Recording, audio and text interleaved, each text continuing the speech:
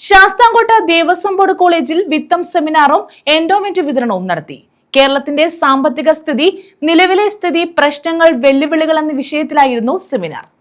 Sasthamkotta Devaswom board കോളേജിലാണ് വിത്തം seminar സംഘടിപ്പിച്ചത്.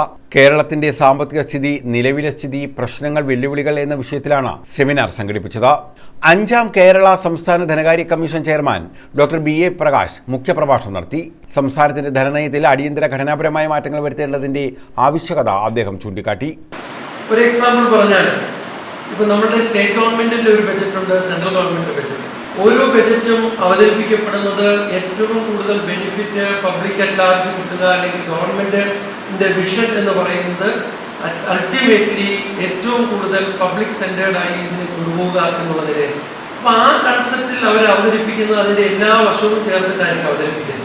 പക്ഷെ അതിന്റെ എല്ലാ എൻഡ് കോസും, അല്ലെങ്കിൽ അതിന്റെ കൊണ്ട് വരുന്ന ആ എൻഡ് പാർട്ട് എങ്ങനെയാകുമെന്നുള്ളതിനെ സംബന്ധിച്ച് പല തലങ്ങളിലുള്ള ഫോണുകളും പല ചർച്ചകളും പല ഡിസ്കഷനും നടത്തുമ്പോഴാണ് ബജറ്റിൽ തന്നെ ചില കാര്യങ്ങൾ ഫൈനലൈസ് ചെയ്യുന്നതിന് മുമ്പ് നിയമസഭയായാലും പാർലമെന്റ് ആയാലും ഇന്ത്യ കൊണ്ടുവരുന്നത് അമെൻമെന്റ് വരുത്തി അത് മോഡിഫൈ ചെയ്യുകയും അത് ഇൻകോർപ്പറേറ്റ് ചെയ്യുകയും ചെയ്യും. College principal doctor KS Anilkumar അധ്യക്ഷത വഹിച്ചു.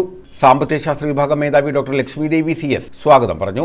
ഉയർന്ന വിഭാഗം നേടിയ വിദ്യാർത്ഥികൾക്കുള്ള സാമ്പത്തിക ശാസ്ത്ര വിഭാഗത്തിലെ റിട്ടയേർഡ് അധ്യാപകർ ഏർപ്പെടുത്തിയ വിവിധ എൻഡോമെന്റുകളുടെ വിതരണവും നടന്നു. Professor KR Neelakanta Pillai, doctor B Janardhanan Pillai, doctor Maya PK, doctor Sreekala M, Chintha Aji തുടങ്ങിയവർ പങ്കെടുത്തു. News bureau, Sasthamkotta.